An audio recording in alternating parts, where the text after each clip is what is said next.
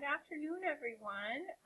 So today what we're going to be doing is a close reading of the San Andreas Fault article that you had to read tonight for science. So if you haven't yet read the article, can you do me a favor and press pause and go ahead and read the whole article, because you have to do your science homework first. Okay? So if you've read the article, let's put a check mark. We're going to do a check mark on our checklist every time we do a step. All right, so the reason that we want to do a close read of some short pieces is to really look at and analyze the text. This is an expository text, so we know that we are getting information about a topic. All right, so the first thing we want to do is number each paragraph. All right, some of us already have numbers on our paragraphs. If you do, you're all set with that one. But if not, go ahead and number each paragraph, and there is a second page. Okay, go ahead and number each paragraph, and you will see when you do that there are 9 paragraphs. Okay? All right, so at any time during this video, if you feel like I'm going too fast for you, then you can pause it and catch up, okay? So we numbered each paragraph. The next thing we want to do, number 3, says to circle the title. This is the topic.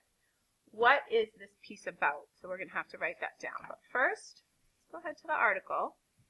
We're going to circle. Okay? And inside, look at the San Andreas Fault. We're going to label it as topic.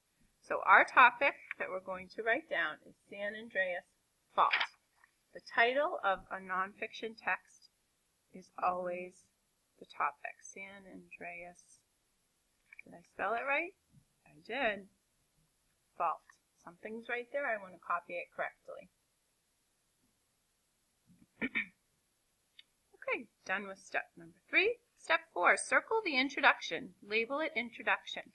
So at the beginning of a nonfiction text, there's going to always be an introduction, and that introduction might catch my reader's attention. So it also might put you in a situation. If you've ever lived in or visited California, you've probably heard of the San Andreas Fault. All right, so this is the introduction. And do you notice that the introduction has a different font? It's in italics, so it makes it really stand out.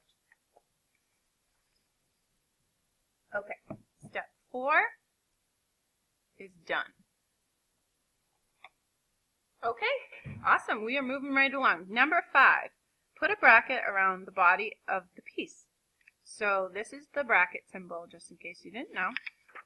So go ahead, and we're going to start at paragraph 1, because that's where the body starts. We're going to come all the way down. Same on the other side. You can hear him coughing a little bit. I'm sorry. Go to the next page. And continue the bracket, because we're still in the body. We do it on both sides. Okay. All right. Let's check off number 5. Okay, number 6 says, look at each main idea sentence. Underline each main idea sentence and write a blurb in the margin that tells what the paragraph is about.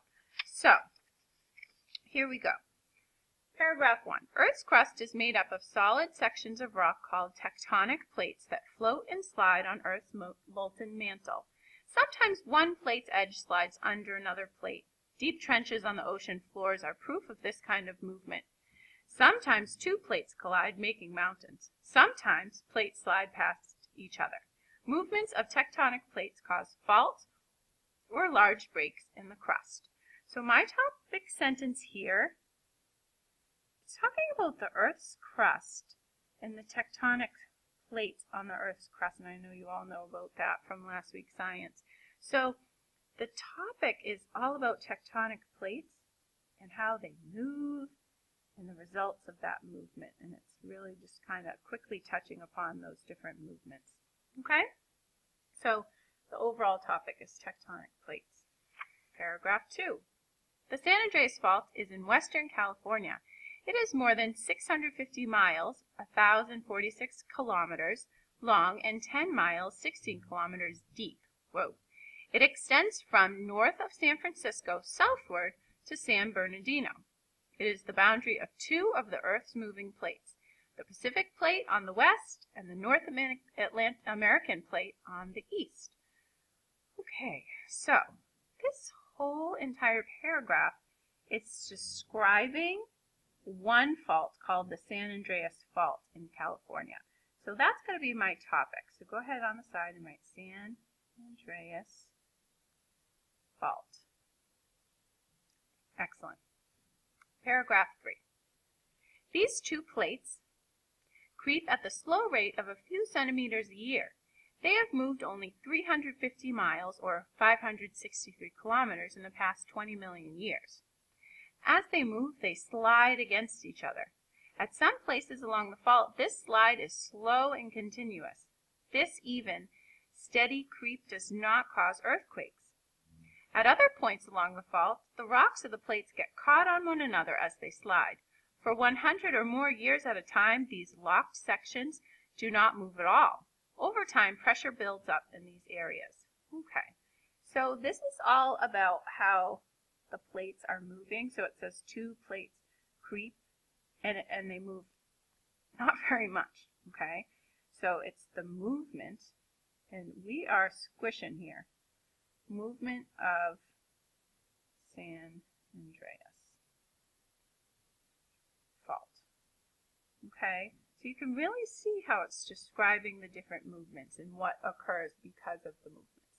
Okay, all right, next paragraph. We're doing awesome with our close read.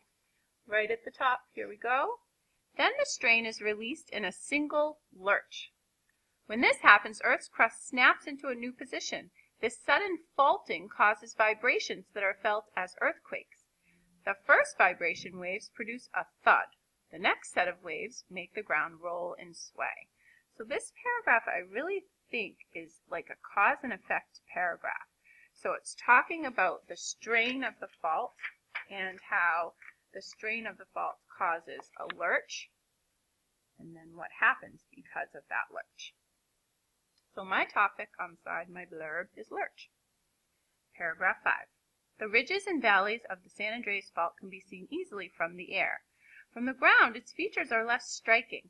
People travel, live, and do business within the fault zone without knowing it. Oh boy. Yet, if they look closely at the landscape, they can tell they are in the zone. Streams make sudden right turns when they cross the fault line. In some spots along the fault, the vegetation and terrain look different on one side of the fault than on the other. High, narrow ridges surrounding deep, still ponds are another sign of the fault zone. In some places along the fault, observers can even see offset fences, roads, and rows of trees moved by earlier earthquakes. Okay, so I'm going to draw a line. And in this sentence, the ridges and valleys of the San Andreas Fault can be seen from the air. So this whole paragraph is all about how the fault affects the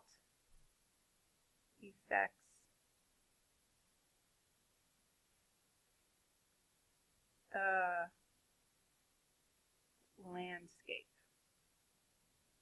How the fault affects the landscape. It's really hard to squeeze that in, but you do your best, okay? Paragraph 6, only 4 more. The San Andreas Fault was discovered in 1893 when geologists, geo means earth.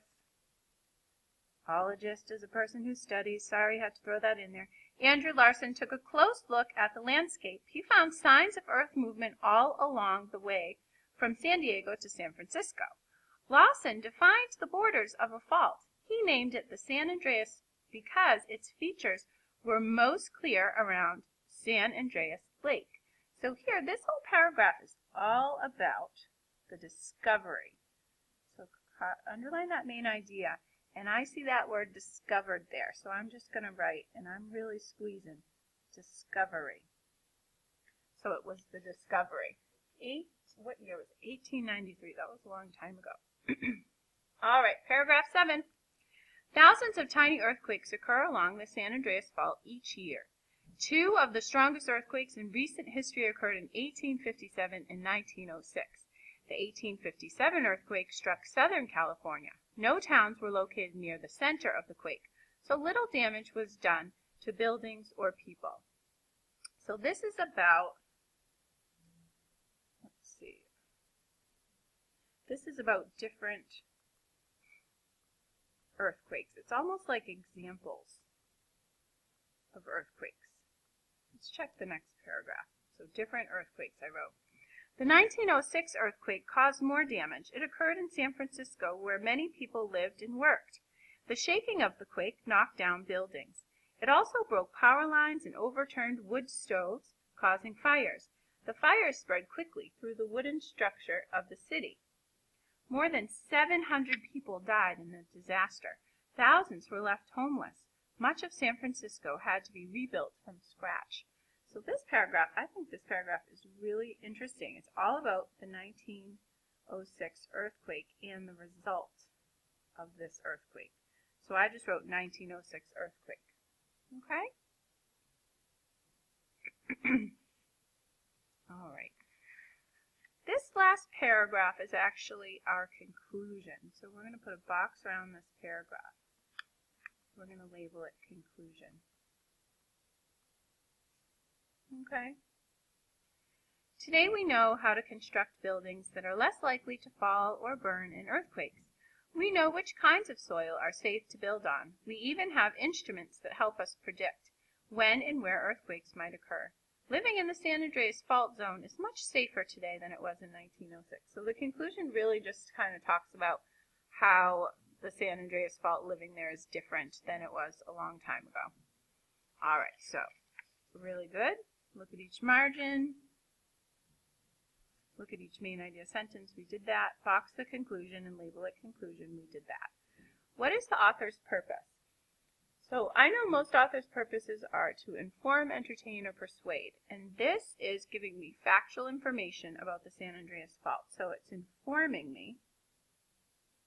Inform, and I want to add more detail when I'm writing my author's purpose about San Andreas fault. Okay? All right, couple more things. In paragraph 2, underline the description of the San Andreas fault. So we're going to go back to paragraph 2. Okay, and it's being described here. It's saying how long it is, 650 miles long, and it's saying how deep it is. It's describing where it is. It's telling what it is, 2 of Earth's moving plates, and it's telling the plates that it's on. So it's really, in this paragraph, is describing the San Andreas fault. Because if you're writing an expository piece, you want to always describe it so that as you're reading, as the reader's reading, they can picture what you're describing. Okay, step 9 is done. 10. Underline specific examples of earthquakes in paragraph 7. So also, again, it's great if you're writing an expository piece to give some examples of things. So what paragraph did it say to go to? 7. So here's paragraph 7. That's why we number it. And here's some specific examples. It's talking about the earthquakes that happened in 1857 and 1906. So it's all we have to underline, those 2 dates. Okay, you guys, so now the last thing we have to do is fill out the bottom, and then we're done. Okay? The topic is, we all know, San Andreas fault. Now, all you're going to do, I'm going to let you do some of it with me, and then the rest you have to do on your own. So the first main idea, you want to look at your first blurb, and our first main idea was tectonic plates. So go ahead and write tectonic plates.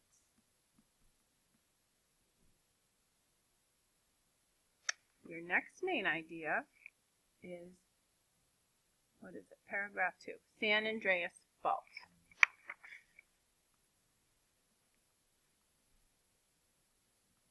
Okay? So the rest of your homework I want you to do on your own. you're going to write in all the blurbs